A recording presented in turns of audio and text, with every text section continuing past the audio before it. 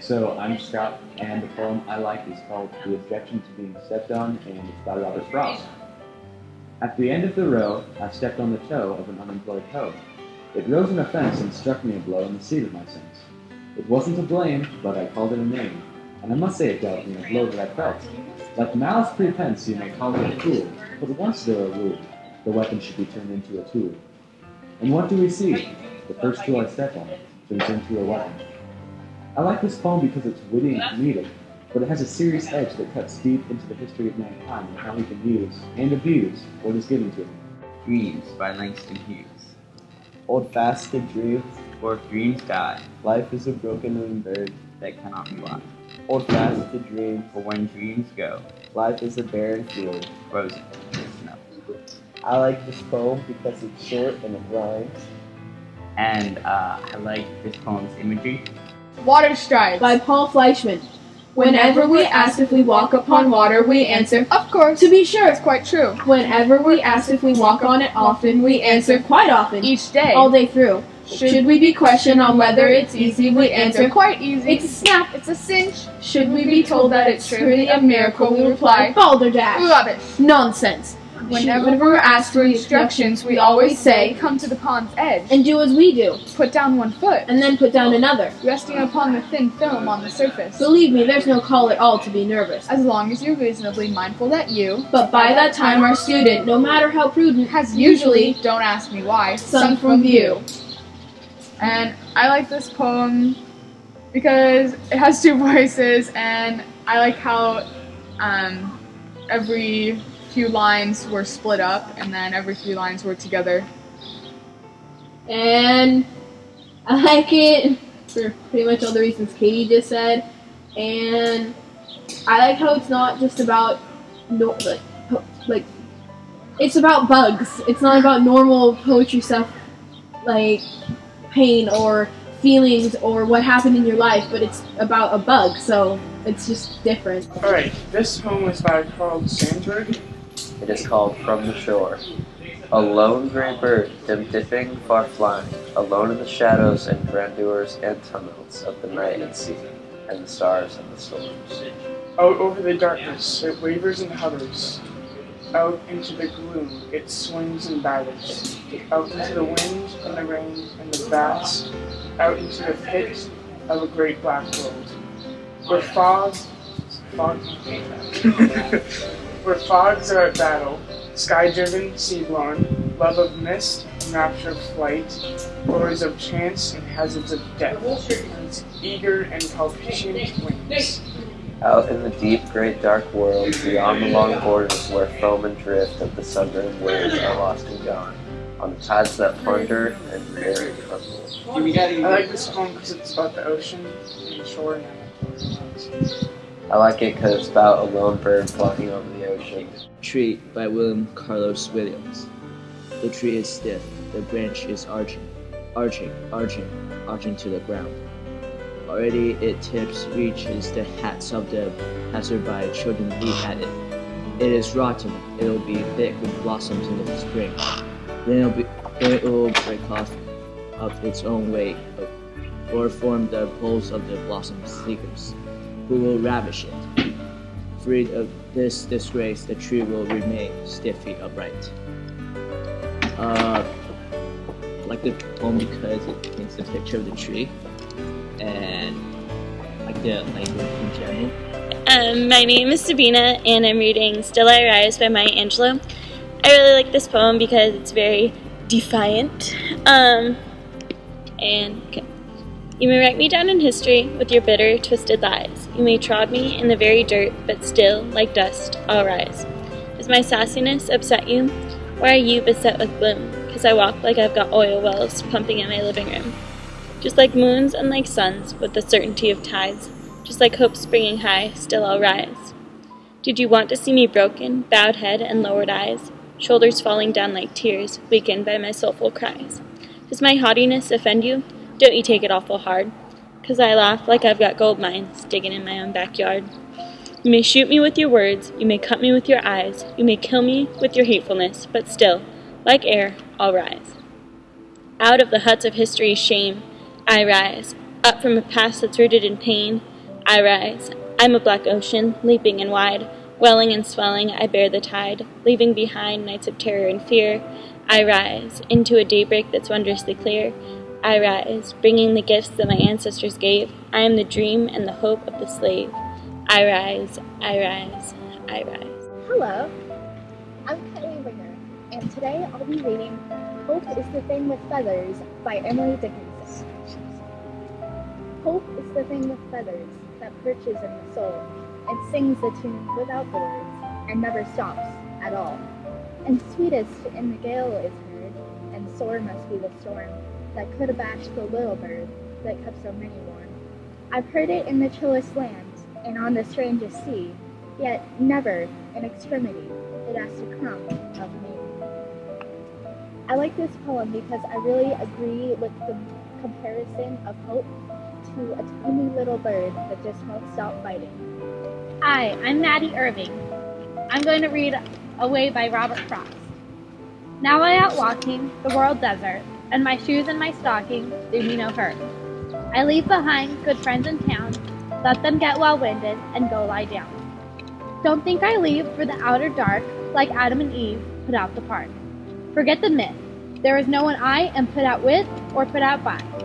Unless I'm wrong, I but obey the urge of a song. I'm bound away. And I may return if dissatisfied with what I've learned from having died. I like this poem because it gives you like a surprise at the end and you don't know that he's died until the very end. Hi, I'm Madeline, and I'm doing A Considerable Speck by Robert Frost. I like this poem because he's contemplating the smallness of things and how something can be small and yet not so insignificant, even though we don't notice it. A speck that would have been beneath my sight on any but a paper sheet so white, set off across what I had written there, and I had idly poised my pen in air to stop it with a period of ink, when something strange about it made me think. This was no dust speck by my breathing blown, but unmistakably a living mite, with inclinations to call its own. It paused as with suspicions of my pen, and then came racing wildly on again, to where my manuscript was not yet dry, then paused again, and either drank or smelt, with loathing, for it again turned to fly. Plainly, with an intelligence I dealt. It seemed too tiny to have room for feet, yet it must have had a set of them complete, to express how much it did not want to die. It ran with terror and with cunning prepped. It faltered, I could see it hesitate. Then, in the middle of the sheet, cowered down in desperation to accept whatever I accorded it of fate. I have none of the holier-than-thou, collectivistic regimenting love with which the modern world is being swept, but this poor microscopic item now, since it was nothing I knew evil of, I let it lie and hope it slept. I have a mind myself and recognize mind when I meet it in any guise. No one can know how glad I am to find on any sheet the least display of mine. My name's Mia, and I did Sea Lullaby by Eleanor Wiley, and I like it because it has a lot of meaning to it, and you kind of have to read through it a couple times to really get what it's trying to say. Okay, the old moon is tarnished with smoke of the flood, the dead leaves are varnished with a color like blood, a treacherous smiler with teeth white as milk, a savage beguiler in a sheathing of silk. The sea creeps to pillage, she leaps on her prey, a child of the village was murdered today. She came up to meet him in a smooth golden cloak, she choked him and beat him to death for a joke. Her bright locks were tangled, she shouted for joy, with one hand she strangled a strong little boy. Now in silence she lingers beside him all night, to wash her long fingers in the silvery light. Love by Emily Dickinson. Love is endeared to life, posterior to death, initial of creation, and the exponent of breath. I like this poem because it explains the true aspects of love. And I like this poem because because this poem like this one, it shows the true aspects of feelings and how they're emotions. I like this poem because it's able to sum up my emotions even well. Okay, Shake the Dust by Anis Mogani.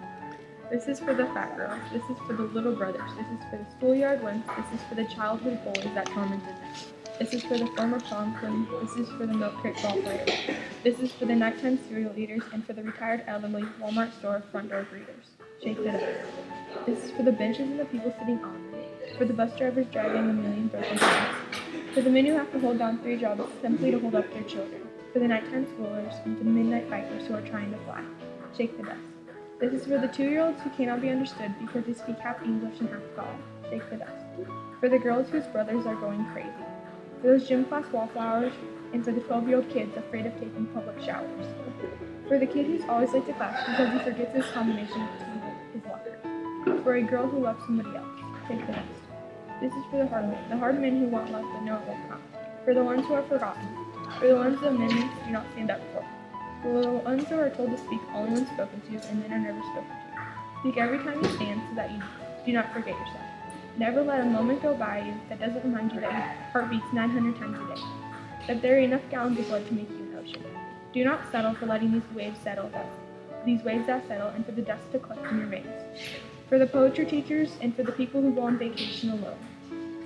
For the sweat that drips off Mick Jagger's singing lips and for the shaking skirt on Tina Turner's shaking hips. And for the heavens and for the hells for which Tina has lived. This is for the tired and for the dreamers. For those families that want to be like the Cleavers. With perfectly made dinners with songs like Wally and the Beaver.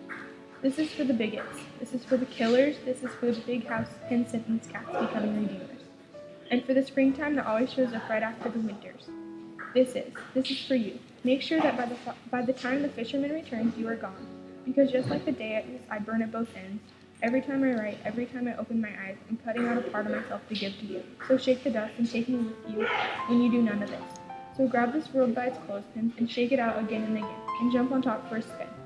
And when you hop off, shake it off, for this is yours. Make my words worth. Make it not just another poem that I write, not just like another poem like another night. Make it like it's heavy about us all. Walk into it, breathe it in, let it crash to the halls of your arms, like the millions of years of millions of poets, cursing like blood pumping, pushing and making you live, shaking the dust. So when the world knocks at your front door, clutch the knob and open on up, running forward into its widespread beating arms, for your hands before your fingertips, trembling, though they may be. I like this poem because it explains the world so well. Brent. Brandon. Jacob. We are doing Fog by Carl Sandburg. Okay. Fog comes on little cat feet, sits looking over harbor city, on silent haunches, and then moves on. Yeah. Okay, and I like Carl Sandburg because he writes about like pop culture and he creates great images and short poems. Yeah. Hi, I'm Sarah Satimo. And I'm Ketzel McCready. And we will be reading Ending with an Apocalypse, a joint poem we wrote. I like this poem because it really speaks to me as a teenage girl going through emotional crises of teenagehood. And I really like this poem because I think everyone's thought about what would happen when the world ends, and this poem really embodies one of the things that could happen. Okay, here it goes. Sorrowful songs of the wind float along, adding bricks to the pile, smashing my heart. Their slow pulse replacing the beat of my blood. If someone else was left in existence, perhaps they could lift some of my sorrowful load. If only I had not been the chosen, I would be blissless nothing, alone. Why me? My time has come, and now I must go, to visit someone I haven't seen since their time. The longing to visit has eaten me inside, but this will fulfill it, and the nights of tears will subside. Thank you.